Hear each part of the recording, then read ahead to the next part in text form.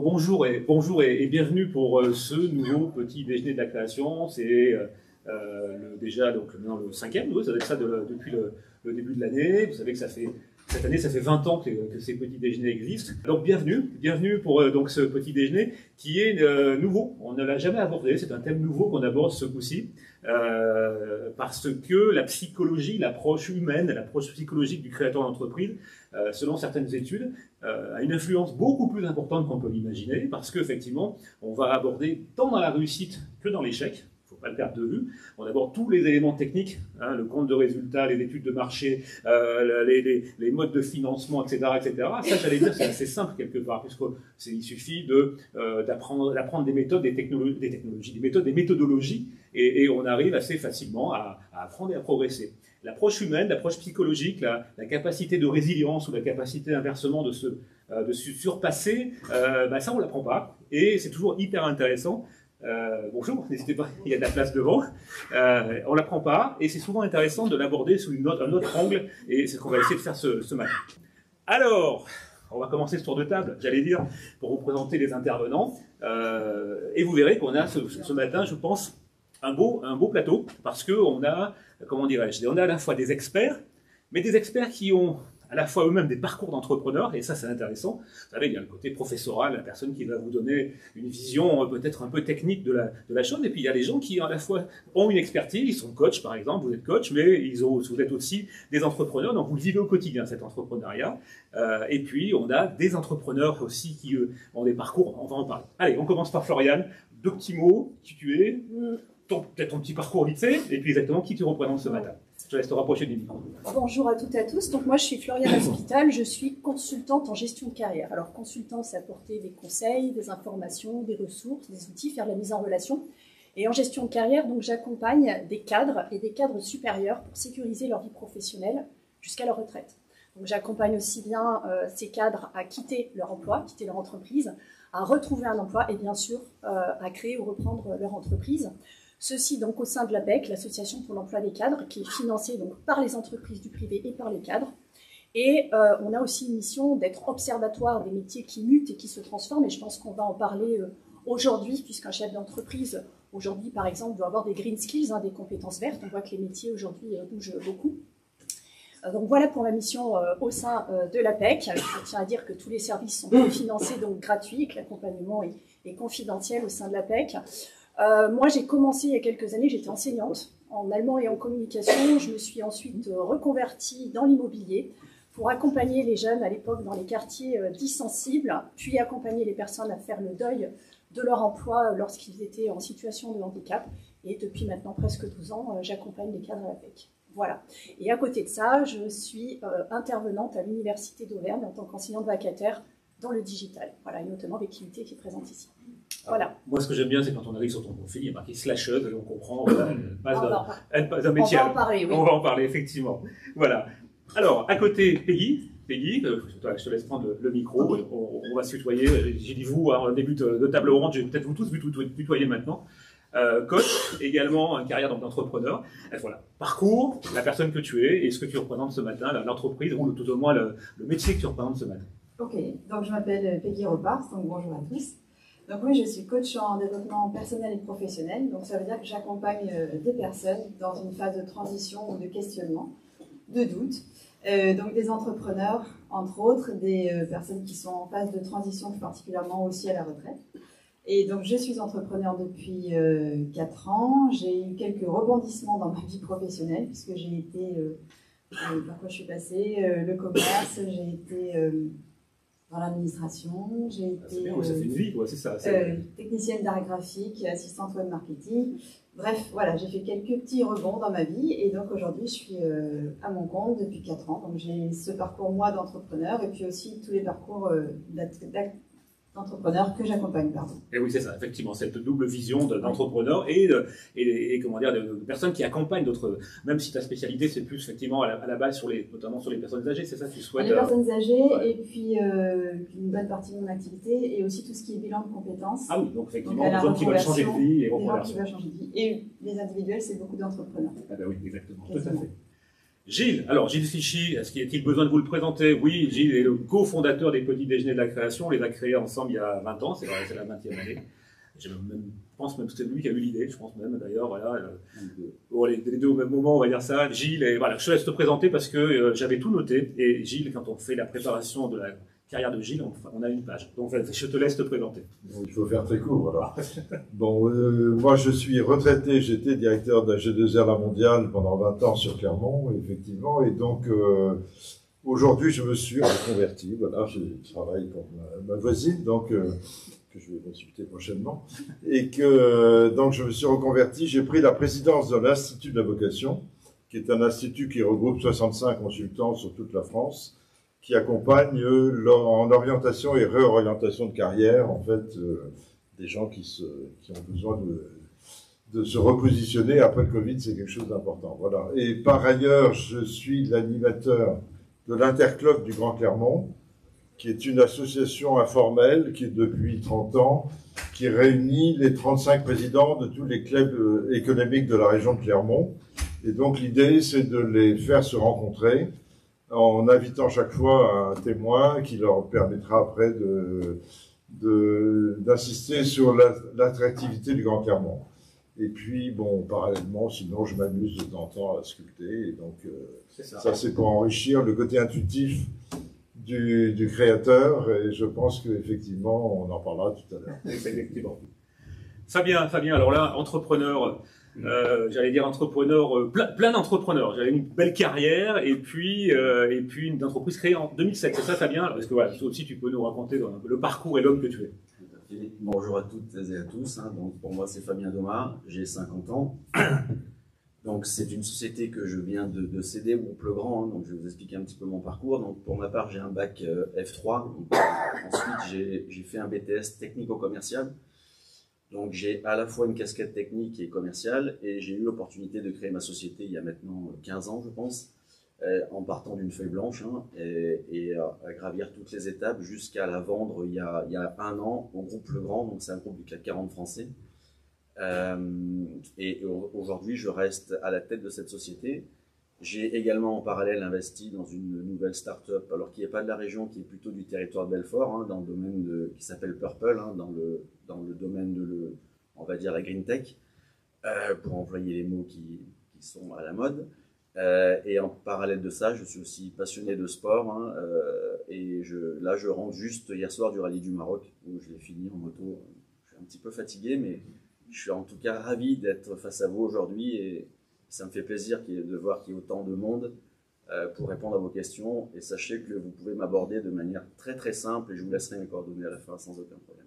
Voilà. Alors, vous avez quand même quelqu'un qui a créé son entreprise et qui aujourd'hui, effectivement, l'a cédé à un groupe du CAC 40. Vous voyez, le parcours qu'on peut avoir quand on est un entrepreneur qui réussit, ça nous fait plaisir. Merci Fabien d'être là ce matin. Zoé, alors Zoé, c'est l'autre bout du spectre. J'allais dire, là, on est sur un entrepreneur qui vient de céder son entreprise. Zoé, elle est un porteur de projet. Elle est encore en devenir, même si le projet est bien mature. Déjà, le parcours est bien avancé.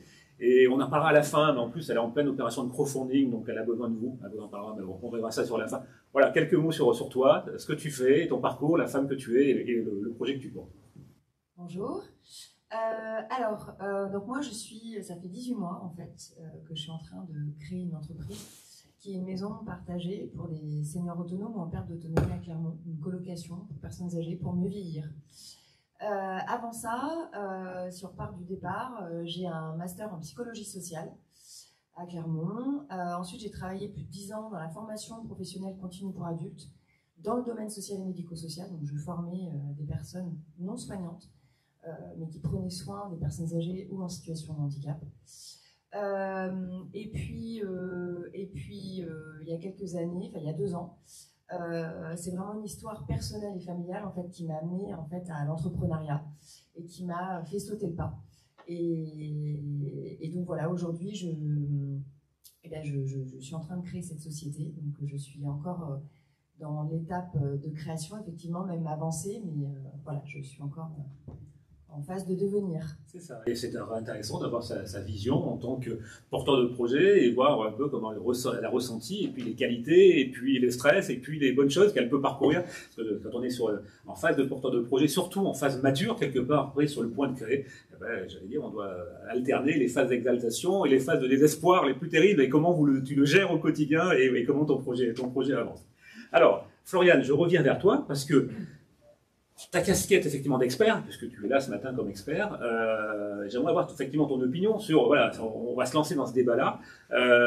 C'est quoi les premières questions? Qu'est-ce qui te passe par la tête effectivement quand on se lance? Comment toi tu analyserais effectivement les bonnes questions qu'on doit se poser dès le départ, quand on s'est dit, bah, ça y est, cette fois c'est sûr, je l'annonce à ma famille, je l'annonce à moi-même déjà, je l'annonce à moi-même, ça y est, je veux créer mon entreprise. Qu'est-ce que toi tu dirais sur ce premier stade au moment où on se lance? Voilà. Alors je vais avancer par le micro. Voilà. Moi, je prends souvent une image, je dis finalement la création d'entreprise, c'est comme un labyrinthe. Donc, il y a une sortie, mais on va se prendre des murs. Donc, on avance, puis on se prend un mur. Donc, ça veut dire qu'il y a une problématique. Donc, on repart en marche arrière. Et là, on a la réponse. Donc, on reprend une autre direction, ou on arrive vers ce mur, on a la clé, et puis on avance de nouveau, puis on se prend un mur. Ça veut dire quoi? Ça veut dire que quand on veut créer son entreprise, il faut déjà être accompagné, il faut bien se connaître. Qu'on peut aussi manquer de l'adhésion de ses proches, voire les proches qui ont peur pour nous et on peut vite abandonner. L'idée aussi, c'est qu'on peut ignorer qu'on avait le choix de faire des choix. Donc, la première chose, c'est bien se connaître déjà. Bien se connaître, donc faire le marketing de soi-même. Se dire finalement quelles sont mes motivations, qu'est-ce que j'aime, qu'est-ce que je n'aime pas, qu'est-ce que je n'aime plus. Quelles sont mes valeurs, mes principes de vie, ces racines de l'arbre auxquelles il ne faut pas toucher. Quelles sont mes compétences techniques, qu'est-ce que je sais faire, qu'est-ce que je ne sais pas faire aussi. Qu'est-ce que je ne sais pas faire? Et par rapport à ça, c'est pas parce que demain je vais faire tout le métier du monde en étant entrepreneur. Et finalement, même si je n'ai jamais vendu, je vais être commercial. C'est pas parce que je ne sais pas prospecter, que je ne sais pas le faire, que je n'ai jamais fait, que je ne saurais pas le faire. Donc, quand on n'a pas les compétences, c'est de se dire est-ce que j'ai les qualités qui vont permettre de compenser. Par exemple, si je suis commercial, donc entrepreneur forcément commercial, est-ce que j'ai une aisance relationnelle? Est-ce que j'ai une capacité à convaincre? Est-ce qu'à un moment donné, j'ai une écoute active qui me permettra de contrer? Sinon, quel est le levier, quelle est l'action que je mets en place? Et ça, je pense qu'on y reviendra tout à l'heure. Donc, oui, faire un point sur ses motivations, ses moteurs, ses compétences, ses qualités personnelles, ce qu'on appelle les soft skills. Oui. De manière, effectivement, à bien se connaître et de se dire, finalement, est-ce que mon potentiel d'entrepreneur est là, d'entrepreneur, voilà. D'accord. Et quand tu parles de soft skills, quand on les inscrit sur son CV, généralement, c'est pour séduire quelqu'un qu'on va recruter. Si je mets que je suis extrêmement sportif, je sais que je l'assumerai et que c'est pas grave, ça va sur l'entretien. Là, par contre, il ne faut pas se mentir à soi-même parce que là, on est tout seul derrière. C'est ça. Oui, tout à fait. Donc, l'idée, c'est vraiment de repérer ces qualités, d'être capable de les illustrer, de les contextualiser. Et ça, c'est pas forcément évident, de savoir se mettre en vitrine et de savoir repérer ses qualités, ses compétences. Et c'est quelque chose qu'on fait à l'APEC en individuel avec un outil qui est extraordinaire qui s'appelle Motiva. J'arrête 3 ans. Vous avez plein de places devant. N'hésitez pas, il y a une bonne dizaine de places. Venez, vous serez mieux qu'assis derrière. Ne vous inquiétez pas, il n'y a pas de piège. Vous ne serez pas interrogé, il n'y a pas d'interro écrite à la fin. Pardon, Florian. Non, je t'en prie. Oui, donc je disais qu'on utilise un outil à l'APEC qui s'appelle Motiva, qui permet de cartographier ce qu'on aime, ce qu'on n'aime pas, ce qu'on n'aime plus, ses compétences, ses qualités, ses valeurs, ses moteurs. Et on est ensuite, et c'est notre travail, de savoir les marketer, de savoir les exprimer aussi, et de se dire quel est le plan d'action que je mets en face si je ne sais pas le faire. On travaille aussi en collectif, parce que c'est la richesse aussi de travailler ensemble, avec du coup d'autres porteurs de projets. Donc on le fait ici, en local, dans nos locaux, ou on le fait à distance avec d'autres porteurs de projets qui peuvent être de l'île de la Réunion, de Lille, avec que des cadres qui ont envie de se challenger sur ce sujet-là. D'accord. Tu évoquais donc ce dispositif, ce système mis en place par l'APEC. N'importe qui peut franchir la porte et venir vous rencontrer. Alors déjà, peut-être un mot sur l'APEC, plus en détail, j'allais dire, c'est quoi l'APEC? Est-ce que dans cette salle, quelqu'un peut venir franchir? Vous êtes juste à côté? On est juste à côté, voilà, tout à fait. Donc l'APEC, c'est l'association pour l'emploi des cadres. Comme je le disais, elle est financée par les entreprises du privé. Toutes les entreprises du privé cotisent à l'APEC. En contrepartie de quoi on aide les entreprises, les décideurs RH dans leur problématique des ressources humaines, du recrutement, la marque employeur, on y reviendra peut-être aussi. Et puis dès qu'on est cadre du privé, on cotise à l'APEC. Donc on peut venir à l'APEC, qu'on ait cotisé toute sa vie ou un seul jour dans sa vie. Mais un seul jour dans sa vie, suffit. Exactement. Donc ça c'est une chose, mais on a un mandat de service public, une mission d'intérêt général, et notamment les titulaires d'un bac+3 peuvent venir à l'APEC. Donc on accompagne les jeunes diplômés dans la recherche de stages, d'alternance, d'emploi et de création d'entreprise, mais titulaires de Bac+3. Ouais. Et puis d'une manière générale, on peut avoir aussi un gendarme, une infirmière qui a envie de se reconvertir. Et la porte est grande ouverte, et donc c'est gratuit, c'est pris en charge. Alors, moi j'aimerais savoir quand même si toi, en tant que avec ton parcours, en tant que coach, si tu devais définir peut-être les qualités principales, j'allais dire les 3 qualités incontournables du chef d'entreprise, les qualités au sens large, ou la qualité, à toi de choisir. Toutes les qualités du monde, dans les offres d'emploi. Oui, alors, moi je dirais, une première qualité que je vais emprunter au HP, au potentiel, qui peut, quand je vais le dire, faire peur, le pessimisme défensif. Le pessimisme défensif, c'est cette idée de réfléchir à l'ensemble des scénarios qui pourraient arriver face à un projet, face à une stratégie, face à une ambition, et de se dire, s'il arrive ce problème-là, qu'est-ce que je fais? Donc c'est ce côté, j'anticipe et j'essaie de voir quel est le plan B. La deuxième chose, c'est savoir trancher. Quand on sait qu'il y a une décision à prendre, être capable de trancher, de la prendre effectivement, je vais emprunter une idée d'Olivier Bach, qui est intervenu dans nos locaux sur Lyon, parce qu'on avait une journée sur Lyon la semaine dernière, et ça a fait le buzz sur les réseaux, qui dit la chose suivante, une demi-décision égale bordel au carré. C'est-à-dire qu'aujourd'hui, quand on sait... Je la note et je peux réagir là-dessus. Ah, mais moi, je l'emploie très souvent. Voilà. Très souvent. Donc, je m'en doutais. Voilà. Quand on sait qu'il y a une décision à prendre, c'est parfois difficile, mettre fin à une collaboration avec un salarié, abandonner un projet, donc je dirais ces qualités-là.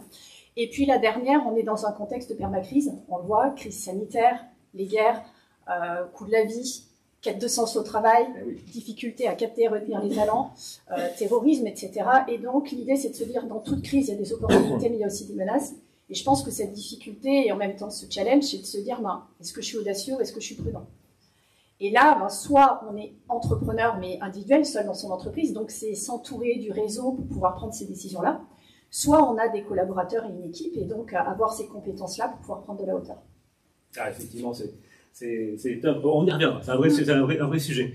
Peggy, on a parlé un peu de bilan de compétences, tu as des micros, voilà, un autre micro là-bas. On a parlé de bilan de compétences tout à l'heure, effectivement, je crois que tu as évoqué ce terme également. Il faut vraiment se mettre dans sa tête quand on se lance à un moment donné. Pourquoi je choisis d'être entrepreneur, finalement, c'est ça. Pourquoi j'ai conscience de le devenir.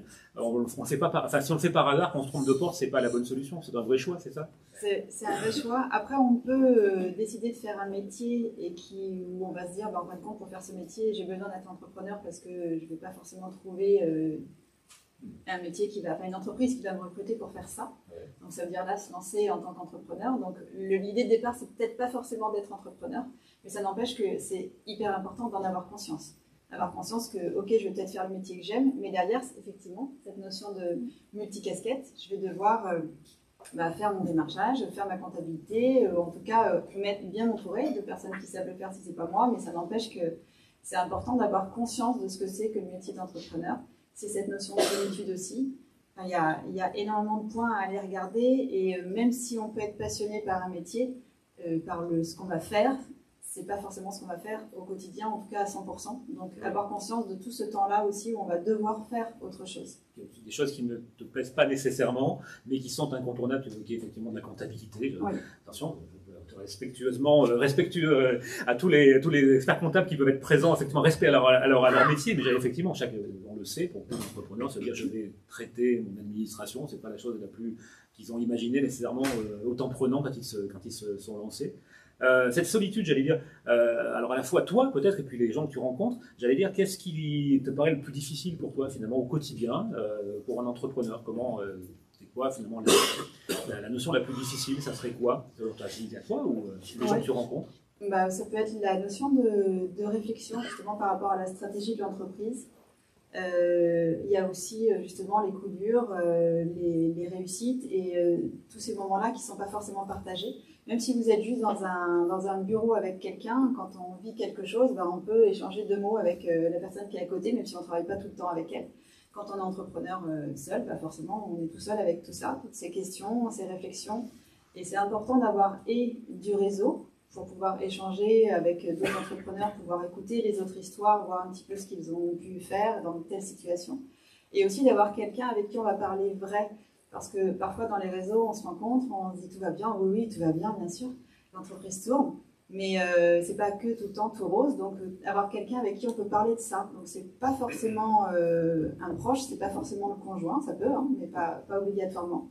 Et donc d'avoir une personne, ça peut être un autre entrepreneur, ça peut être un ami, ça peut être un professionnel, comme on veut, mais quelqu'un avec qui on va pouvoir parler vraiment plus concrètement de tout ce que l'on vit, de toutes les étapes, toutes les questions, les choix, de pouvoir, juste le fait de pouvoir le verbaliser avec quelqu'un d'autre, des fois c'est toujours mieux que quand ça reste dans la tête.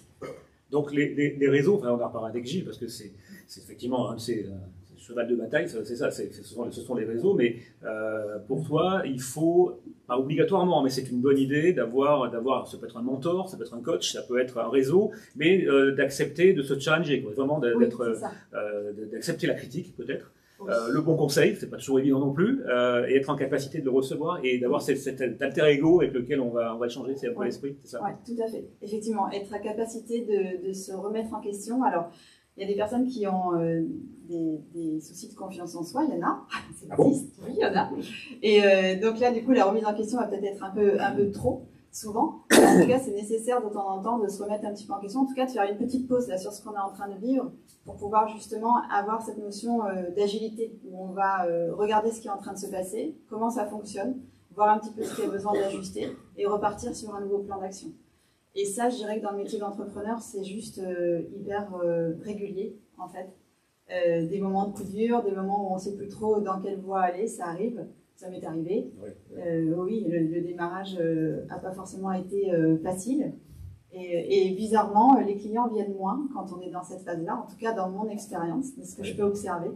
C'est une phase où, je ne sais pas, il y a quelque chose qui doit se dégager. En tout cas, si nous, on est en réflexion, généralement, autour, ça bouge moins. Puis dès qu'il y a quelque chose ça y est, on remet en place. Et là, ça redémarre et ça s'ouvre. Alors là, on aborde vraiment quelque chose de très psychologique, finalement, là. Ces moments où soi-même, on n'est pas tout à fait en verticalité, en confiance, et où finalement, on a l'impression que le projet n'avance pas, les gens ne viennent plus à nous, il y a moins d'opportunités. C'est une réalité, tu le constates également dans les gens que tu rencontres. Il y a ce questionnement sur soi-même, à un moment donné, qui n'a plus de rapport avec la technicité, la méthodologie, mais vraiment la propre psychologie, ça existe vraiment. Ah oui, vraiment, ça existe. Oui. Et c'est là où c'est important de justement de dire ça sert à rien de continuer à avancer parce que là peut-être que c'est le moment où on a la tête dans le mur en fait. Et on peut rester un moment la tête appuyée sur le mur, donc se dire stop, je vais faire 3 pas en arrière, je vais réfléchir, je vais discuter, je vais reposer un petit peu les choses, je vais repartir sur cette notion d'introspection, c'est-à-dire quelles étaient mes valeurs, pourquoi j'ai voulu faire ça, pour pouvoir un petit peu recentrer les choses, pour pouvoir repartir dans le bon sens en fait. Je voyais hocher la tête, peut-être Florian, tu voulais réagir par rapport à. Tu es en accord effectivement avec cette approche-là, ce côté psychologique à un moment donné qui fait. Tu voulais peut-être réagir, je voyais hocher la tête.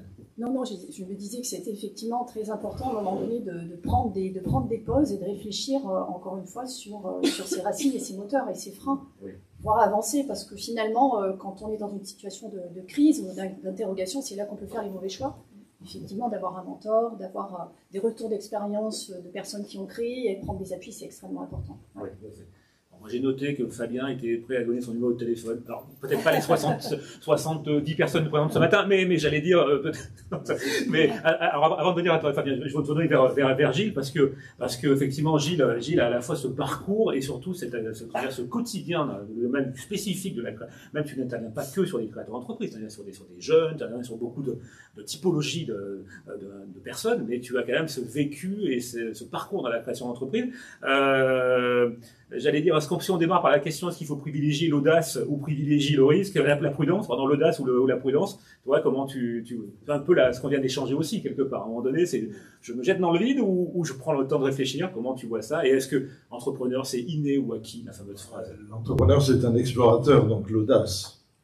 Oui, l'audace, le risque, c'est pour les investisseurs. C'est eux qui vont gagner de l'argent, d'ailleurs. C'est pas toujours l'entrepreneur. L'entrepreneur, c'est pas sa finalité. Sa finalité, c'est il est curieux, il a une passion, il a envie de la développer, et là-dessus, il va falloir qu'il fasse preuve de toutes les qualités que vous avez exposées. On va pas revenir dessus. Peut-être aussi. Il y a ton micro vers toi, si t'en fais pas. Voilà. Peut-être aussi une certaine tolérance à l'ambiguïté, parce qu'aujourd'hui, être entrepreneur, c'est devoir décider, on va prendre de demi-décisions, mais quand on prend une décision en tant qu'entrepreneur, aujourd'hui, on n'a pas tous les éléments. Et donc peut-être développer son intuition, peut-être arriver laisser un peu le mental de côté. Et on voit dans les entreprises de plus en plus, maintenant on va former les cadres pour développer leur intuition, parce que de plus en plus il va falloir s'appuyer sur ce côté. Disons que l'entrepreneur, quelque part, c'est un fou. Ouais. Il faut être un peu fou pour entreprendre. Si on est trop rationnel, si on va trop dans l'analyse du risque, on s'y perd, on n'y va pas et on échoue. Donc il y a, mais dans cette folie, il y a effectivement, il faut une folie raisonnable. Donc ça veut dire qu'il faut, ce qu'on vient de voir, se connaître ses faiblesses, ses points forts, et à un moment donné, accepter d'être fou. C'est accepter de dire, après tout, allez, c'est parti. De toute façon, si on veut tout maîtriser, il ne faut pas aller dans la voie de l'entrepreneuriat. Alors, dans les entrepreneurs, il faut peut-être revenir un peu en arrière et dire que tout le monde ne devient pas entrepreneur par passion, et parce qu'il est porteur de gènes. On sait qu'aujourd'hui, la génétique joue un rôle qui n'est pas neutre dans sa vocation d'entrepreneur. Mais on sait aussi qu'il y a beaucoup de gens qui se dirigent vers l'entrepreneuriat parce qu'ils ne trouvent plus de poste salarié, parce qu'ils ont vécu un licenciement. Là, l'APEC les voit bien venir. Ceux-là, ils n'ont peut-être pas toutes les fibres et tous les éléments qu'on a énoncés tout à l'heure, mais il faut savoir qu'au-delà de ce côté inné de l'entrepreneur, on peut apprendre. Et là, c'est le rôle, je crois, des petits DG de la création, de tous les réseaux. C'est en accompagnant l'entrepreneur de l'amener à vivre des expériences qui font que progressivement, il va acquérir des réflexes d'entrepreneur. Donc, on peut ne pas naître entrepreneur et le devenir aussi. Oui, c'est plus facile, effectivement, si l'environnement, la famille, le milieu, la région, on sait que si on est dans la région nord, l'entrepreneuriat, c'est devenu, c'est presque génétique. C'est eux qui ont créé Réseau Entreprendre, qui ont, là-bas, on est entrepreneur parce qu'on est un ch'ti, quoi. Mais en Auvergne, c'est pas mal. Depuis la création des petits déjeuners, on s'aperçoit quand même que ça a apporté beaucoup de choses dans ce sens.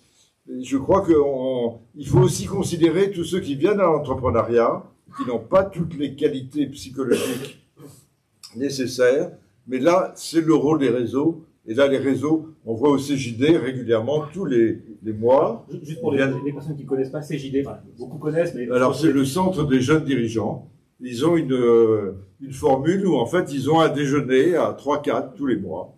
Et ils se foutent à poil. C'est-à-dire tous les problèmes... J'ai eu ça. Hein? Non, regarde, bah, dis non, je te laisse continuer.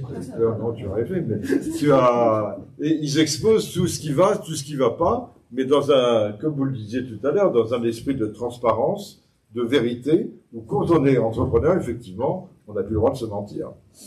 Parce que sinon, on va aller dans le mur, quoi. Mais alors, ne plus le droit de se mentir. Ça, c'est important parce que, à un moment donné, est-ce que tu évoquais dans ces réseaux, est-ce que se mettre à poil, tu utilises l'expression, mais c'est vrai que c'est peut-être plus difficile de se dénuder psychologiquement face à des gens qu'on ne connaît pas nécessairement, que se déshabiller tout court. Ça passe comment dans un réseau? Je me comporte comment? Alors, on est au CJD ou tout autre réseau, le groupement des créateurs entrepris. Il y a beaucoup de réseaux d'accompagnement du jeune créateur sur Clermont. On pourrait vous communiquer les adresses. Voilà. Et les on ne rentre pas dans un réseau pour faire du business, ou alors on s'est complètement trompé. On rentre dans un réseau pour aller rencontrer des gens, par curiosité, pour aller créer de la confiance. Et c'est à partir du moment où on rentre dans ce réseau et on commence à donner, à investir tous ses talents, ses qualités, sans rien attendre, ben forcément, on va rencontrer des gens. Forcément, ça va matcher. Et là, il faut compter sur la synchronicité, sur beaucoup de choses qui nous dépassent, mais qui vont nous mettre en contact et nous faire grandir. Et c'est à partir de ce moment-là, quand ce niveau de confiance est assez élevé, qu'on va pouvoir se confier, se dénuder sans trop de pudeur, quoi. Parce qu'on sait que derrière, l'autre personne va faire exactement la même chose. Or, l'entrepreneur, quand il a son profil de départ, il a tout l'accompagnement qui lui a aidé à devenir un entrepreneur, mais surtout, c'est quelqu'un qui va apprendre un peu comme de ce qu'on appelle le co-développement. C'est-à-dire, on apprend les uns des autres. Personne n'est supérieur à l'autre, c'est ensemble, en faisant, que l'on apprend quand on est entrepreneur. Et je crois que rien de mieux que les réseaux pour aller expérimenter concrètement ce type d'expérience et avancer, quoi. Donc tu sous-entends, enfin tu affirmes qu'un entrepreneur finalement, on a évoqué, bien se connaître au départ, accepter ses points forts, ses points faibles, aller se confronter aux autres, arriver à faire, voilà, mais c'est aussi quelqu'un qui va évoluer toute sa vie, c'est ça, qui va peut-être ne pas être raccord complètement avec son projet au début, et voire même faire pivoter le modèle de son entreprise pour correspondre à soi-même une fois qu'il a démarré. À condition qu'il accepte effectivement d'aller jouer le jeu des réseaux, le jeu positif des réseaux. C'est-à-dire que s'il veut rester seul, à mon avis, il va pas beaucoup évoluer. Et là, il va vivre la solitude, il va vivre le désespoir, il va vivre les montagnes russes. Et il aura du mal, je dirais, à progresser. C'est ensemble aujourd'hui. D'ailleurs, il y a l'entrepreneuriat individuel, il y a l'entrepreneuriat collectif. Je vois de nombreux étudiants de l'IUT de Clermont qui ont lancé une opération qui s'appelle 24 heures pour entreprendre, pour motiver effectivement ces jeunes à partir de la 2e année à envisager la création de leur emploi. Et ben, ils forment des équipes à travers un outil qui s'appelle le CGP, qui appartient à l'Institut de la vocation et qui permet de déceler alors ce qu'on appelle sa personnalité professionnelle à partir de 14 questions. Donc c'est quelque chose d'éminemment facile et qui prend très peu de temps, mais qui est extrêmement parlant, je dirais, et qui est extrêmement riche pour effectivement... Alors, ils forment des équipes, il y a 4 cadrans, et il y a des gens de tous les cadrans, et pendant 24 heures, ils vont travailler avec l'aide de professionnels pour aboutir sur des projets. Ils ont été plusieurs fois champions de France. Je crois que l'IUT, là-dessus, est en train, au niveau de l'université, d'ouvrir une voie innovante. Et bravo à Evelyne Bernard, la directrice adjointe des IUT de Clermont-Auvergne, hein, qui est vraiment le porteur de projet qui a permis ça et qui continue à l'amener vers de nouveaux sommets. Alors, avant effectivement de partir vers nos témoins, vers les entrepreneurs présents, je reviens un peu sur vous trois quand même. J'allais dire, à un moment donné, on a évoqué des entrepreneurs. Là, on parle de jeunes entrepreneurs, sortis de l'école. Les temps changent. Aujourd'hui, c'est devenu une évidence. J'allais dire, quelque part, c'est une voie professionnelle acquise. Il y a encore 5 ans, on disait, avant la crise Covid, quelque part, on disait à un jeune, lance dans ta boîte. Et non, moi, je vais travailler dans un grand groupe, je vais me faire un CV et après, on verra. Aujourd'hui, c'est une voie logique. Pratiquement tout le monde l'acquise. Mais est-ce que on peut devenir entrepreneur, quel que soit l'âge? J'allais dire à un moment donné, quand on a 20 ans ou 22 ans, qu'on sort d'études, ou que quand on a, malheureusement, je vois Fabien, il y aura plein de choses sur lesquelles Fabien réagira. Est-ce qu'on peut devenir entrepreneur à, j'allais dire malheureusement 59 ans, 60 ans, parce que la vie fait qu'aujourd'hui, on trouve plus d'emploi quand on est un senior. Je sais pas, ou Peggy peut-être. Voilà, est-ce qu'on peut devenir entrepreneur quel que soit là aussi facilement quelque part quand on a 20 ans ou quand on a 60 parce qu'on est en reconversion professionnelle et qu'on a tous ces acquis qui peuvent être des forces mais qui peuvent être des blocages aussi parce que on a travaillé toute sa vie avec un grand groupe, avec des services soutien, avec une administration et là subitement on va être tout seul. C'est aussi simple dans l'un ou dans l'autre ou il y a vraiment des différences pour toi, selon toi, Peggy? Alors selon moi, oui, on peut le faire à tout âge, vraiment. À partir du moment où on sait pourquoi on le fait, qu'il y a l'envie qui est là, qu'on est effectivement accompagné, qu'on a réfléchi au projet et que tout est pensé, que c'est pas juste... à la rigueur, pourquoi pas, ça peut aussi être une envie du jour au lendemain, mais on va la poser avant de se lancer quand même. Donc oui, pour moi, il n'y a pas d'âge et on peut vraiment se lancer n'importe quand, à partir du moment où c'est réfléchi, c'est une envie et on sait pourquoi, que ce soit notre instinct ou autre qui nous guide. C'est okay. Ouais. La PEC, peut-être un peu plus de gens en reconversion, peut-être que de gens en sortie d'école. Je le rejoins aussi. Alors, en ce qui concerne les seniors, vous le savez, on devient senior à partir de 50 ans, regarde l'emploi. Merci. Et là, on est victime d'une chose, c'est qu'on est victime des stéréotypes liés à l'agisme. On est victime en fait des biais cognitifs. Le senior est trop cher, le senior va pas être adaptable, le senior va être moins mobile, le senior va être dans l'électronisme, ne maîtrise pas les outils digitaux, etc. Donc, quand on est sans emploi, cette durée de recherche d'emploi s'éternise. Et c'est là qu'on peut réfléchir à l'entrepreneuriat. La chance qu'on a, c'est quand on est senior, on a de l'expertise à revendre. Et c'est là qu'effectivement, on peut décider d'étudier un projet entrepreneurial et de voir si c'est fait pour soi. Puisque, au-delà de ce que je disais tout à l'heure, réfléchir à ses motivations, ses valeurs, ses compétences, ses qualités, c'est aussi ses contraintes. Ses contraintes financières, ses contraintes de santé, ses contraintes de mobilité géographique. On a aussi des personnes qui font des mutations de conjoint ou de conjointe qui arrivent sur notre territoire et le job n'existe pas ici, le métier n'existe pas. Donc c'est aussi de se dire, est-ce que je crée mon entreprise ou j'y viens aussi, ça peut être sous des formes alternatives d'emploi, par le portage salarial, le temps partagé, passer par une couveuse ou être slasher. On évoquait tout à l'heure, je suis DRH 4 jours par semaine et le reste du temps, je suis hypnothérapeute à mon compte. Voilà. Donc ça aussi, on ne raisonne plus en système binaire, soit je suis salarié, soit je suis entrepreneur. Et pourquoi pas les deux? Et sous quelle forme? Puisqu'on peut avoir un statut d'entrepreneur salarié, en ayant tous les avantages de l'entrepreneuriat et en ayant quand même une couverture entre guillemets salariée. Donc oui.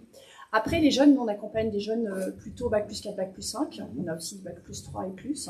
Et là, on les oriente vers le réseau Pépite de l'Université d'Auvergne pour être accompagnés sur ce projet-là.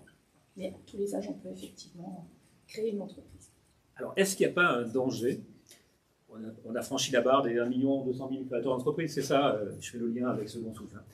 Est-ce qu'on n'a pas un danger, effectivement, d'avoir aujourd'hui, dans ce magma d'1 200 000 créateurs, à la fois des gens complètement engagés dans la création d'entreprise, pour qui c'est un choix, c'est un métier, et un peu trop de gens, tels qu'on vient de le décrire, contraints pour de multiples raisons. Deuxième emploi parce que besoin financier, économique face effectivement à un coût de la vie qui explose. Contraints parce qu'ils ont déménagé, ils n'ont pas trouvé sur leur territoire, pour le conjoint eux-mêmes, l'emploi, ou contraints, ou effet de mode, parce qu'effectivement, mes valeurs, mon indépendance, c'est que je m'imagine que créateur d'entreprise, je fais ce que je veux chaque matin quand je me lève. Est-ce que c'est pas un danger quelque part? Est-ce qu'il faut pas mieux se préparer quand on a ce profil-là? Et comment vous voyez-vous effectivement cette situation à court ou moyen long terme? C'est une bonne nouvelle, il y a plus de créateurs, mais est-ce que c'est réellement quelque chose de solide? Et si je faisais allusion à Michel et à Second Souffle, c'est qu'effectivement, vous avez une association qui s'appelle Second Souffle, qui aujourd'hui est un grand réseau national, parce qui a mutualisé des moyens avec un autre groupe, ça fait 60 000 rebonds, qui accompagne des entrepreneurs qui sont en début de difficulté ou qui se posent des questions sur leur avenir parce qu'ils savent qu'il y a une petite dérive dans la gestion de leur entreprise et ils voient bien que malheureusement ils peuvent en arriver à la case dépôt de bilan. Vous n'avez pas vu que c'est 3 entrepreneurs sur 5. Hein. D'accord? C'est pas vous faire peur, on est là pour vous donner envie de créer votre entreprise. Vous n'avez pas vu que 3 entrepreneurs sur 5, dans les 5 ans, c'est ce qu'on dit en moyenne, auront disparu. Donc il faut l'accepter. Il faut juste se mettre dans la tête que ça existe, que vous pouvez vous exalter, vous pouvez réussir, vous pouvez être comme Fabien, avoir un parcours exceptionnel, et c'est pas pour rien qu'il est là ce matin, parce qu'on a des entrepreneurs qui réussissent, mais que 3 sur 5 vont disparaître.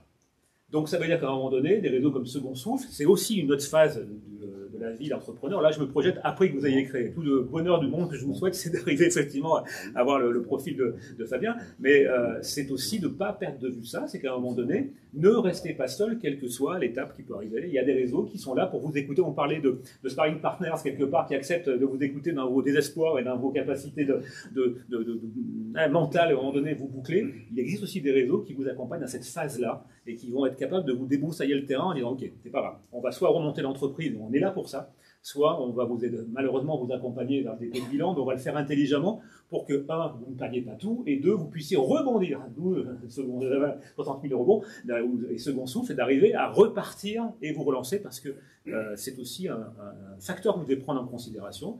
Ne pas avancer comme ça, en vous disant, la vie d'entrepreneur, je suis indépendant, je fais ce que je veux chaque matin, et je serai multimillionnaire. Il y a aussi plein d'intermédiaires et de vies compliquées. Vous l'intégrez, il faut le savoir. Mais il ne faut pas non plus que ça fasse un mur et que ça vous bloque, parce qu'il existe plein de solutions. C'est un peu aussi le sens du business. Je ne sais pas, Zoé ou Gilles, peut-être, ou Zoé, pardon. Une réaction? Bien sûr, vas-y. Effectivement, 3 sur 5 qui s'arrêtent, mais c'est moins que ça quand on est accompagné. Et oui, c'est ça, voilà. Tous les réseaux, justement, ils sont là aussi pour ça. Et une entreprise qui est bien préparée et qui est un entrepreneur qui est accompagné, il y a moins de risques que l'entreprise s'arrête, heureusement. Heureusement, oui, c'est ça. Et juste par rapport à ce que tu disais sur justement tiens, je vais me mettre entrepreneur parce que c'est cool. Oui, c'est cool. C'est cool, hein, je fais ce que je veux dans mon emploi du temps, etc. Il y en a qui pensent ça et qui ne connaissent pas et qui croient ça. Je vais faire influenceur sur les réseaux sociaux, et je vais gagner plein d'argent, et je vais faire du dropshipping en vendant des produits chinois, et ça va être génial. Et j'en ai plusieurs dans les personnes que j'accompagne en bilan de compétences qui sont salariés depuis toujours, qui sont dans leur vie de famille entourés de personnes qui sont salariées, voire fonctionnaires, enfin qui sont dans la fonction publique depuis longtemps, etc. Donc il y a la sécurité de l'emploi. Et qui me disent, bah oui, tiens, ça serait chouette, je vais me mettre à mon compte, je vais faire ci, je vais faire ça. Ok, on va aller regarder ça en détail, mais qui me disent aussi, par contre, je veux une sécurité financière, je veux ci, je veux ça. Ok, alors on va regarder ça vraiment plus en détail parce que c'est beaucoup d'adaptabilité, c'est pas forcément la sécurité financière, c'est pas régulier, il y a plein de questions à se poser. Donc on verrouille pas, on va aller regarder tous les freins s'il y en a. Pour ceux qui en ont beaucoup et qui pourraient peut-être et qui se mettent plein de freins. Et puis pour les autres qui pensent que c'est forcément facile, on va aussi aller regarder ça en détail. C'est pas si simple. Oui, c'est pas si simple. Ça se fait. Ça se fait, la preuve, vous en avez tous la preuve, voilà, exactement. Ça se met en place, mais ça se réfléchit. Exactement. Alors, juste pour information, parce que le petit déjeuner du mois de décembre devrait être, normalement, on va confirmer rapidement, consacré sur le thème « Ne pas tout risquer ». Justement, pour donner la parole à Second Souffle, pour donner la parole à tous ceux qui vont venir à une table ronde pour vous expliquer, vous raconter que créer son entreprise, c'est ne pas tout... D'abord, c'est une erreur de croire aujourd'hui, et de se mettre ça en frein, hein, de se dire « Mon Dieu, je vais tout risquer, je perds tout ». Non, il existe plein de dispositifs, plein de systèmes d'accompagnement, plein d'organismes, plein de moyens de protéger votre création d'entreprise. Attention, vous restez toujours des chefs d'entreprise, donc ça veut dire décisionnaires. Vous êtes les seuls patrons à bord, hein, d'accord. Personne ne vous couvrira à 100% en disant oh, la pauvre ou le pauvre, il a acheté une Porsche avant de pouvoir payer ses salariés, c'est triste. Non, non, à un moment donné, vous restez des patrons. Ça veut dire qu'à un moment donné, c'est vous les décisionnaires. Mais malgré tout, vous n'êtes plus du tout obligé en 2023, en 2024, de tout risquer, loin de là. Donc ça veut dire que les garanties, on peut cotiser dans des organismes privés pour se faire un chômage si besoin, on peut cumuler, il y a beaucoup de choses qui existent, et on vous en parlera au mois de décembre, et c'est pour ça, Michel, qu'on aura l'occasion de faire cette rencontre. Gilles, tu voulais réagir, et après je vais à Fabien. Là-dessus, le risque banquier aux investisseurs, le plaisir aux entrepreneurs. Ouais, c'est ça. Hein, ouais, le plaisir, oui, c'est ça quand même. Le plaisir aux entrepreneurs. Mais il est fait c'est l'aventurier, c'est celui qui fait bouger les choses et il n'est pas là pour assumer le risque, effectivement, et tu as raison de le rappeler. La question qu'il faut se poser au départ, c'est quelle est notre capacité, en fait, à se situer par rapport au risque, à l'échec et au succès. Je pense que l'entrepreneur apprend autant de ses succès que de ses échecs. De ses succès, il acquiert une confiance en lui, il acquiert un positionnement qui l'amène à toujours plus entreprendre. De ses échecs, une remise en cause, une réflexion. Et en fait, c'est ça qui lui permet d'avancer. C'est une bonne alternative entre les deux. Donc, quand on entreprend, il faut lire le petit livre d'un philosophe qui s'appelle Charles Pépin et qui s'appelle Les Vertus de l'échec. Une fois qu'on a lu Les Vertus de l'échec, on s'aperçoit que c'est pas grave. L'échec, ça fait partie aussi des moments de la vie d'entreprise, mais il faut arriver à les considérer non pas comme des écroulements, mais comme des capacités à rebondir. Ouais. Et il faut lire aussi Sun Tzu, l'art de la guerre. C'est complètement autre chose, mais ça aide bien parfois, effectivement. Fabien, je t'ai vu hocher la tête, grimacer, visiblement avoir des choses en réaction, j'allais dire par rapport à ton parcours. Est-ce que tu te retrouves dans ce qu'on vient d'évoquer? Est-ce que toi, ça a été un jour, ce matin, tu t'es levé, tu as mis le pied par terre sur le lit, tu as dit je crée ma boîte et c'est parti, je n'ai pas du tout ce questionnement. Et comment tu l'as vécu sur le parcours? Voilà. C'est quoi tes qualités ou au moment donné tes faiblesses qui t'ont accompagné? Bah, en fait, pour ma part, moi, j'ai commencé en tant que, donc, j'étais technico-commercial au sein d'une société qui était basée à Andrézieux. J'ai évolué 10 ans dans cette société, hein, donc à la fois l'aspect technique et commerce, hein, donc je suis plutôt dans le domaine de l'électricité. J'ai ensuite évolué dans cette société en tant que product manager, donc qui m'a permis de voyager, d'apprendre l'anglais. Sachez, ne négligez surtout pas ça, c'est extrêmement important. Sans l'anglais, j'aurais jamais pu en être là aujourd'hui. Et à un moment donné, effectivement, je suis plutôt quelqu'un qui est plutôt fonceur, qui aime beaucoup être en dehors de sa zone de confort. Donc pour moi, ça c'est un repère pour vous, savoir où vous aimez évoluer. Moi, j'ai fait 15 ans en zone rouge. Donc, Et tu t'es dit, je faisais de la moto maintenant au Maroc. Ah bah oui, c'est aussi extrêmement dangereux le rallye. C'est pour ça, il y a voilà. beaucoup de similitudes. C'est extrêmement dangereux, on roule vite, on roule dans le désert, on est tout seul. Il faut trouver sa voie en fait. Et la zone rouge, c'est, enfin, on va dire être en dehors de sa zone de confort. Ça, vous pouvez vite le ressentir en fait. Et ça, c'est extrêmement important. Et pour moi, c'est vraiment l'un des premiers repères qui fait que ça va être un bon ou une bonne chef d'entreprise. Il faut aussi que vous soyez résilient. Hein, on parlait de murs. En fait, les murs, c'est pas grave. En fait, c'est la capacité que vous allez avoir à analyser la situation et prendre une bonne décision. Mais alors, une bonne décision, moi j'en ai pris des mauvaises, mais c'est des bonnes en fait, parce qu'on apprend de tout ça. Et il ne faut pas que vous ayez peur de ça. Il ne faut vraiment pas avoir peur. Donc la résilience, c'est quelque chose qui est vraiment extrêmement important également. Il y a aussi une notion qui a à ne pas négliger, c'est quel équilibre vous souhaitez, comment vous vous voyez entre le partage du travail et le côté famille, loisir.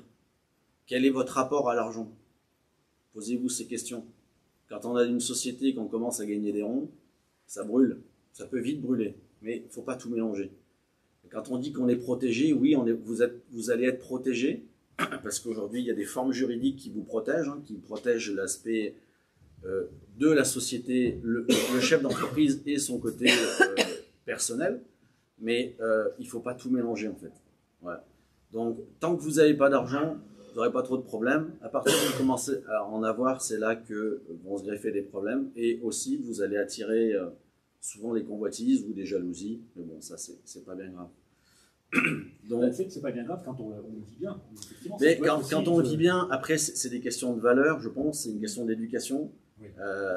Mais ne mélangez pas tout. Mélangez pas le privé, le travail. Moi, j'ai commencé à travailler chez moi parce que j'avais pas les moyens. C'est des bons paliers, mais il faut que ça soit juste un tremplin. De se dire, j'ai pas le temps. Non, je suis désolé, vous faites une erreur. Le temps, on doit se le donner.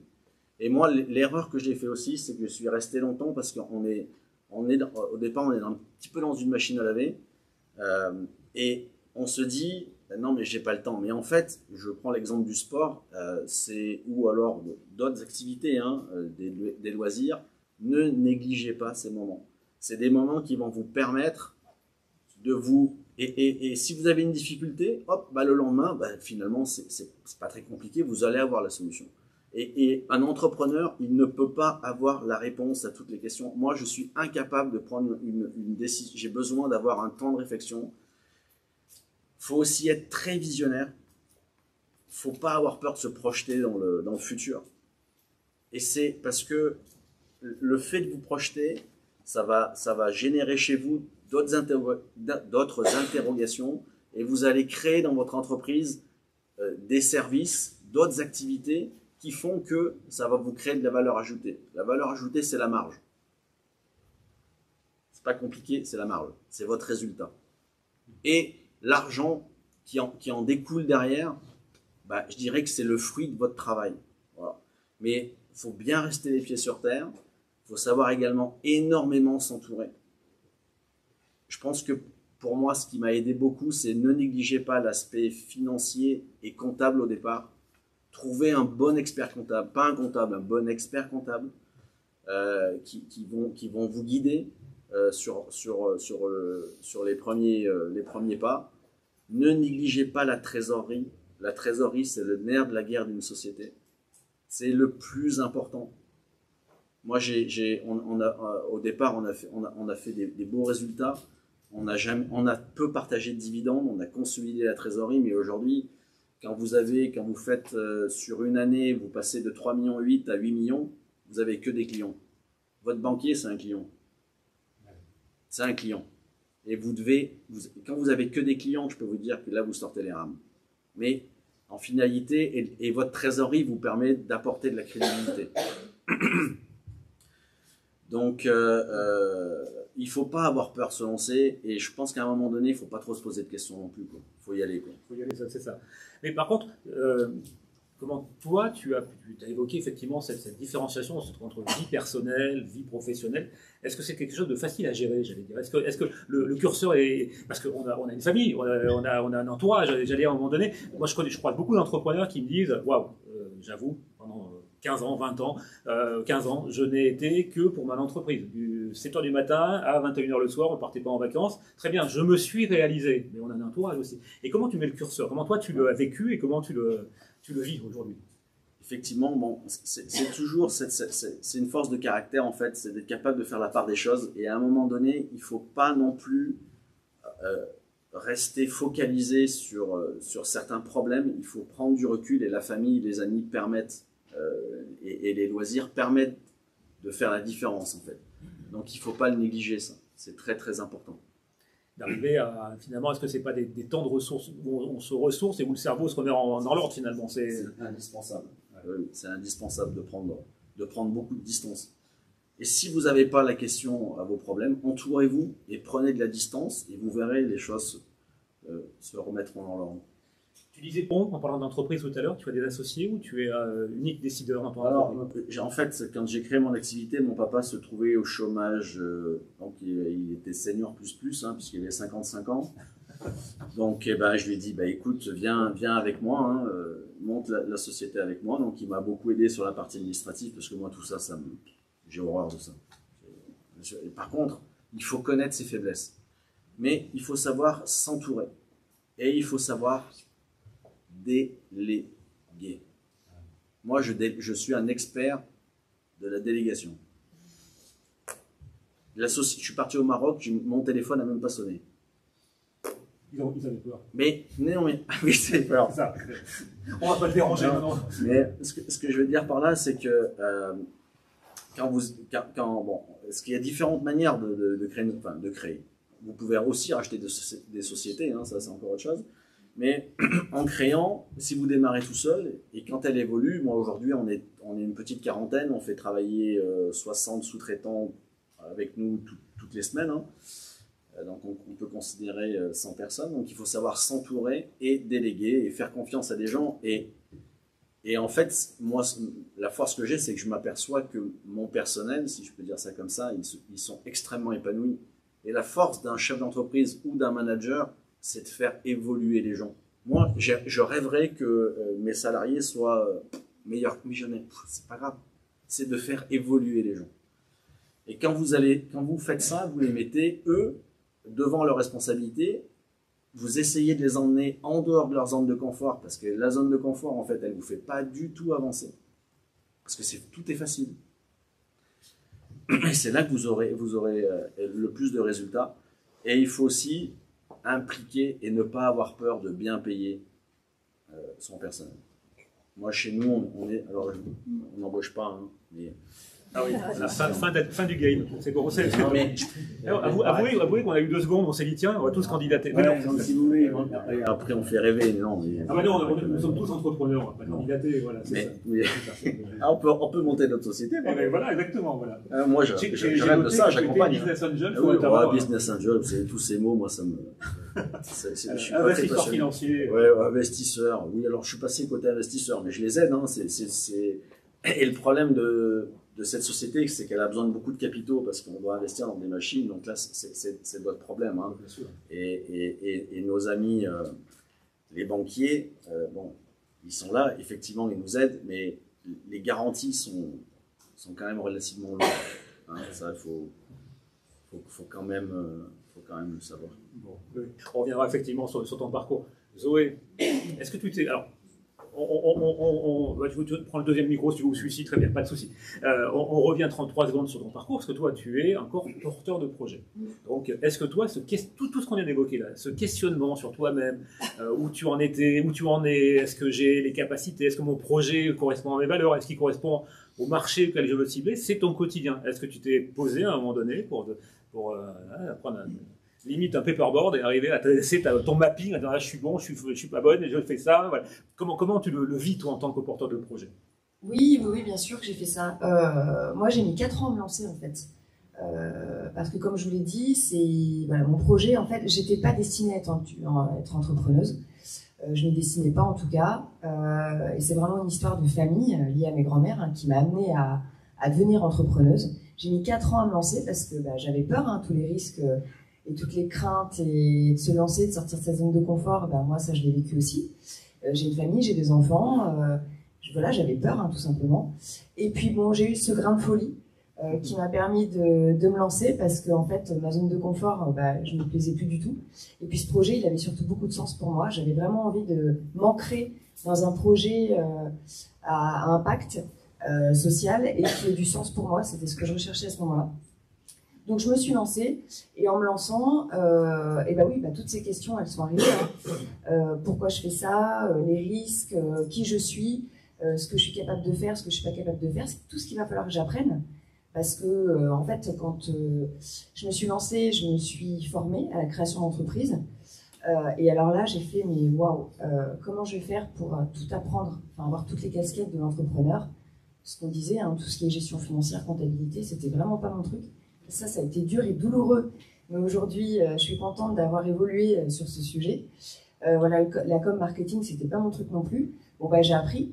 Et puis, j'étais incubée aussi à la suite pendant 1 an à l'école de commerce de Clermont. Et Alors, ça, pour ceux qui ne maîtrisent pas, l'incubation, c'est quoi? Ça consiste en quoi, eh ben, c'est un l'incubation? accompagnement, en fait. C'est l'école de commerce qui accompagne, en fait, des entrepreneurs à la création d'entreprise. Donc, il y a une partie formation et une partie accompagnement individuel pendant 6 mois. Et après, on peut prolonger ou pas, suivant si on a besoin, suivant nos besoins. C'est Square Lab, hein? C'est Square Lab, ouais, l'Open Incubator Square Lab.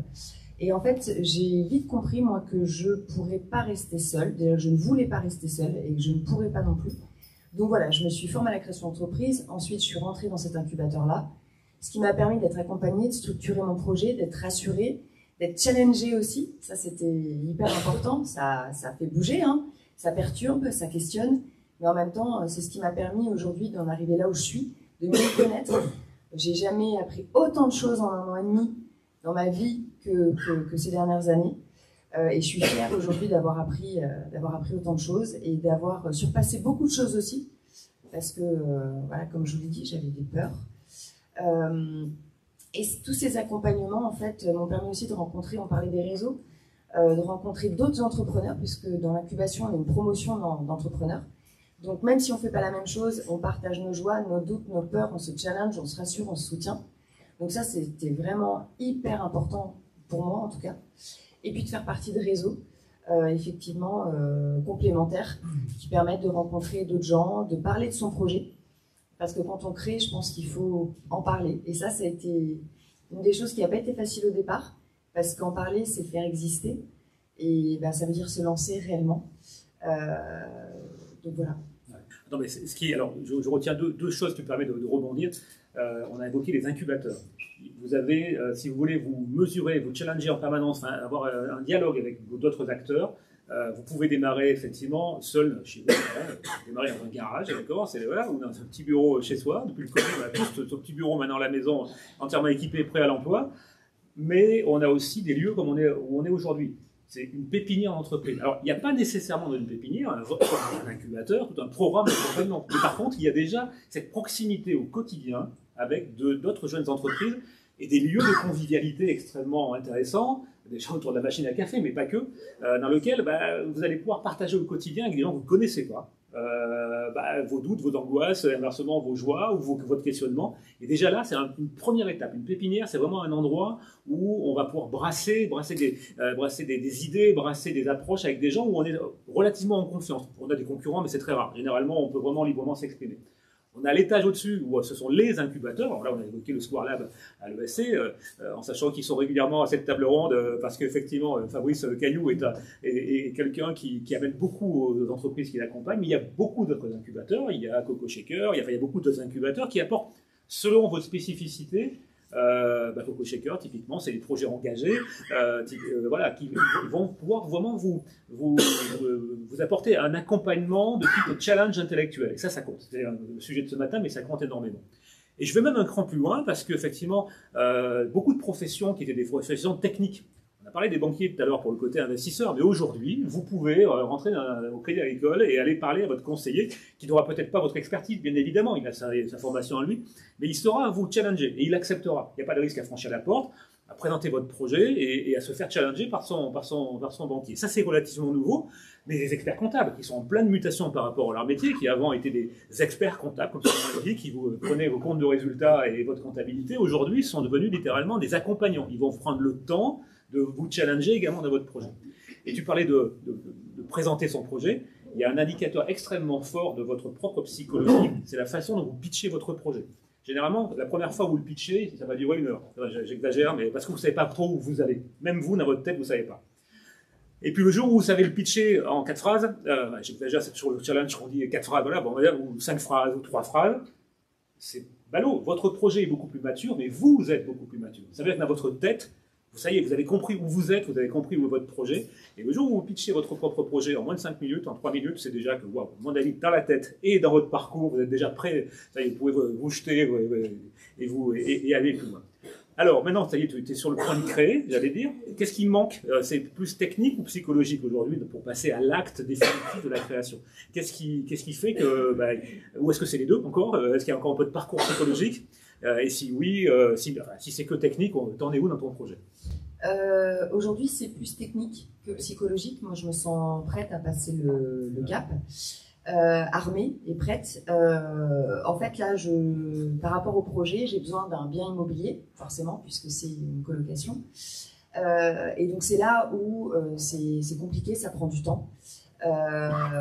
Donc, c'est ce qui fait qu'aujourd'hui, je ne suis pas encore créée, mais c'est ce qui me manque aujourd'hui, c'est ce qui me fera passer à la vraie création d'entreprise quand j'aurai trouvé le bien immobilier qui accueillera Maison Eliane.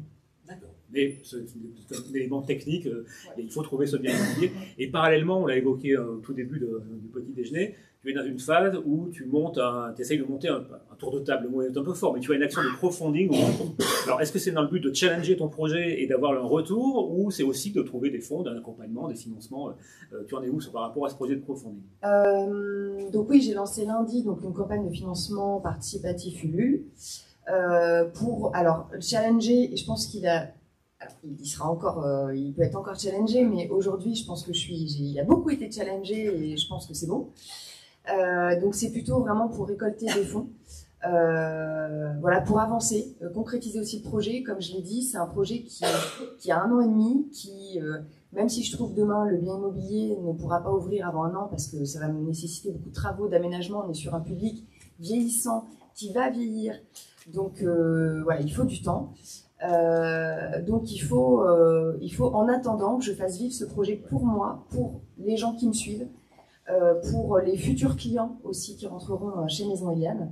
Donc aujourd'hui j'ai besoin de soutien, que ça soit financier ou que ça soit du partage. Parlez-en autour de vous, likez, partagez l'information. On dirait une vidéo TikTok. Ouais, vas-y, oui, partagez, likez, voilà. Mais c'est vrai, en même temps, c'est vrai. Alors, le soutien, c'est pas que. Alors, aujourd'hui, oui, j'ai besoin de fonds, mais votre soutien aussi, il est autre. Alors, Maison Eliane, comment tu dis ça? Oui, Maison Eliane. D'accord, tu es comme ça pour le le prénom, qui est le prénom de ma grand-mère. Ah, d'accord. Et tu es sur la plateforme Ulule, c'est ça? Sur la plateforme Ulule. Ok, d'accord. Voilà, on compte sur vous également, on fera passer le dessin. Alors voilà, si ça vous intéresse, j'ai des QR codes. Voilà, si vous voulez au moins plus vous intéresser au projet, n'hésitez pas à venir me voir. Vous voyez, c'est prendre la parole en public et d'arriver à porter son projet. Voilà, exactement. Je trouve ça hyper intéressant parce qu'à un moment donné, je rencontre beaucoup de créateurs. Je vous dis, en 20 ans avec Gîtes, on a vu presque 4000. C'est pas toujours évident d'exprimer son projet et de le challenger de le présenter en quelques phrases courtes et précises. Gîtes, tu voulais peut-être réagir, toi? Comment tu veux? Personne dans la Maison Eliane, là. Peut-être un petit pitch de 3 minutes, là, pour... Deux micros, voilà, ça. 8 personnes. Donc 8 personnes âgées, donc autonomes ou en perte d'autonomie, donc qui partageront des espaces de vie communs et qui auront chacun un espace privatif pour garder son intimité. Donc ça sera une chambre avec sa salle de bain et son toilette. L'idée, en fait, c'est vraiment de vivre ensemble, le partage, la solidarité pour mieux vieillir, puisqu'aujourd'hui, il y a beaucoup de personnes âgées qui malheureusement souffrent d'isolement social. Et avec peu d'alternatives, en tout cas aujourd'hui, aux structures institutionnelles telles que les EHPAD ou le domicile, mais qui maintient l'isolement des personnes qui le sont. Donc l'idée, l'objectif, c'est vraiment de rompre l'isolement des personnes âgées et de maintenir le plus longtemps aussi leur autonomie, tout en vivant ensemble et en vivant mieux et autrement. Une forme de béguinage Oui, c'est une forme de béguinage, ouais. Ça part du béguinage en tout cas. C'est peut-être intéressant de rencontrer Étienne Dubois, qui a été le président des anciens des alumni de l'ESC, et qui lui a fait la même chose pour des personnes handicapées, leur permettre de vivre ensemble et de ne pas être dans des structures. Je pense qu'il est... Voilà, c'était juste pour lancer, pour vous donner envie d'alimenter effectivement. Et pour vous donner envie, c'est pas du tout préparé, pour donner envie, parce que c'est qu'un réseau, voilà, on est là ce matin, après il y a un café, on va boire un café, il y a des chouquettes, il y a des croissants, voilà, mais il y a surtout vous, avec ce que vous avez apporté à échanger, et c'est comme ça que peuvent naître les rencontres. Voilà, et Benoît Vaz, le nouveau directeur général de l'ASM, qui va ramener l'ASM sur les sommets, et qui a créé un certain nombre de maisons de retraite avant de s'occuper du sport. Voilà. Enfin, des mentors, voilà. C'est des gens qui ont une capacité, parce que en matière d'investissement, Et puis ces gens-là peuvent en amener d'autres, et c'est ça le réseau, en fait. C'est de créer une multiplicité de contacts qui s'enrichissent et se fertilisent. Fabien, j'avais quand même une question. Aujourd'hui, tu as envie de recréer, investir, on a compris, voilà, dans un projet qui peut-être mobilise du temps aussi. Je ne sais pas, tu les accompagnes, ce nouveau projet, tu es aussi un mentor quelque part pour eux? Oui, complètement, oui, je les accompagne, on va dire, au quotidien. C'est une société en pleine croissance. Hein. De toute manière, cette société, pour moi, il n'y aura pas de... Soit elle capote, soit elle explose. Hein. Je vois pas le juste milieu. En gros, le principe, c'est de récupérer des déchets plastiques, mais tout ce qui est encore enfoui ou brûlé, le plastique dur, hein, les salons de jardin, les jouets, etc. Et on en refait des dalles pour rendre les sols perméables. Maintenant, sur les parkings, il faut que l'eau pénètre dans les sols. Donc, on répond à deux problématiques. On recycle 100% des déchets plastiques durs et on permet à l'eau de pénétrer dans les sols. Donc maintenant, tous les parkings, vous regarderez, hein, deviennent perméables. Vous avez du gazon parfois, donc nous, c'est des dalles complètement recyclées. Donc là, on les accompagne au quotidien, mais là, il faut qu'on injecte 10 millions dans la société. Donc on a la BPI qui nous accompagne, on a aussi des banques, donc on doit aller relativement vite. Donc il y a vraiment des décisions stratégiques à prendre.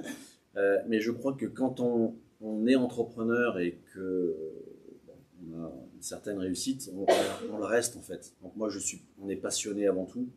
Donc moi, oui, si des opportunités, déjà là, moi, j'ai été racheté par Legrand, alors il n'y a personne de Legrand, mais ils le savent de toute manière. Je leur ai dit que je les accompagne pendant 2 ans encore.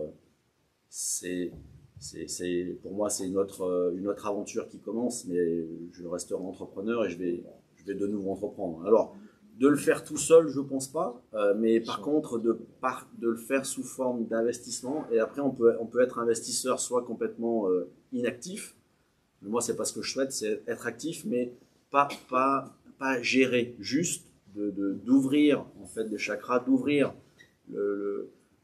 l'esprit des entrepreneurs pour les aider en fait. Voilà, c'est ce que je souhaite en fait. Bon, dans tous les cas, comme quoi l'esprit d'entreprise, ça peut s'apprendre, on l'a vu, mais on l'a quand même un petit peu inné. Hein, on est un petit peu inné dans les... On s'aperçoit là que sa motivation, c'est pas l'argent, c'est pas sa motivation, c'est des pulsions intérieures qu'il a besoin de concrétiser, un besoin de transformation du monde, et que quand l'entrepreneur arrive à la retraite, il ne faut pas qu'il s'arrête du jour au lendemain, sinon il est bon pour aller à l'EHPAD, là, ça fera travailler certains, mais ça, pas tous. Il vaut mieux elle la faire travailler et pour se spécialiser dans l'accompagnement des entrepreneurs en fin de carrière qui ont cédé leur entreprise et qui ont besoin de reconstruire un projet professionnel. Bon, et pour conclure un peu, et puis vous laisser du temps autour du café pour aller plus loin, parce que je pense que vous avez compris ce sujet, c'était plus d'éveiller en vous certains éléments qui sont hyper important. Parce que pourquoi la création d'entreprise, encore une fois, vous pouvez l'apprendre sur des bancs d'école, vous pouvez l'apprendre dans des écoles, mais à un moment donné, c'est vous et vous-même confrontés avec seulement vous et ce mur-là. Il faut sauter dans le vide. Il y a une allégorie que j'utilise souvent, on m'avait dit un jour, il y a très longtemps que je reprends, un créateur d'entreprise, c'est comme du saut à l'élastique, c'est-à-dire que vous avez l'élastique dans le dos, vous allez pouvoir faire 53 fois l'aller-retour pour aller voir si l'élastique est correctement accroché, et s'il n'y a pas de problème, il y a un moment donné où il va falloir sauter dans le vide. Hein, et puis avoir ce cœur qui va remonter, vos tripes qui vont remonter et qui vont vous faire waouh, c'est l'effet waouh.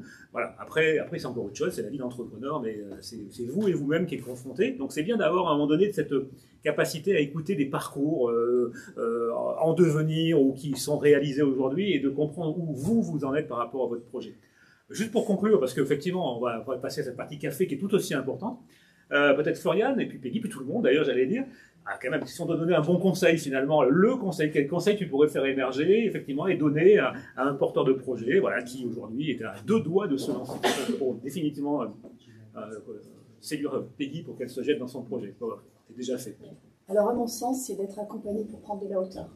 D'accord. Pourquoi j'ai envie de créer et est-ce que j'ai vraiment envie au fond? Moi, j'accompagne beaucoup de personnes qui sont victimes de burn-out, de management toxique. Très clairement, par exemple, je suis responsable qualité Madame Hospital, je vais me reconvertir au groupe. Il faut que je fasse autre chose. Ou j'ai envie de me former, ou j'ai envie d'entreprendre parce qu'aujourd'hui, je vois que le salariat n'est pas fait pour moi. Et je crois qu'il faut vraiment travailler sur est-ce que c'est le métier qui ne me convient plus? Est-ce que c'est le poste tel qu'il est maquetté dans l'entreprise? Est-ce que mon entreprise était géniale, mais le management était toxique? Ou est-ce qu'on touchait mes valeurs? Et à partir de là, est-ce que j'ai vraiment envie? Et pour les bonnes raisons. Et pour les bonnes raisons, exactement, c'est ça. Pareil, Peggy, même question. Le bon conseil? Le bon conseil, de ne pas rester seul. Vraiment, d'être accompagné par toutes les personnes nécessaires. Ouais. Parce que justement, si on a fait le point un petit peu sur qui on est, nos forces, là où on aime un peu moins aller, et ben, de savoir avec qui on peut, de qui on a besoin.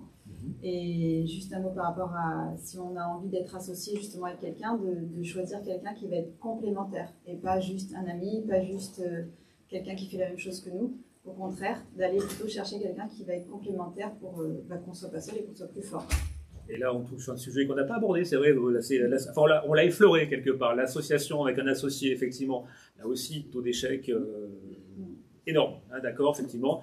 On ne s'associe pas avec un ami, on s'associe avec un associé. La phrase est idiote, mais j'allais dire, on réfléchit quels sont, et ça, notamment le test CGP, peut-être Gilles, hein, peut être aussi un appui.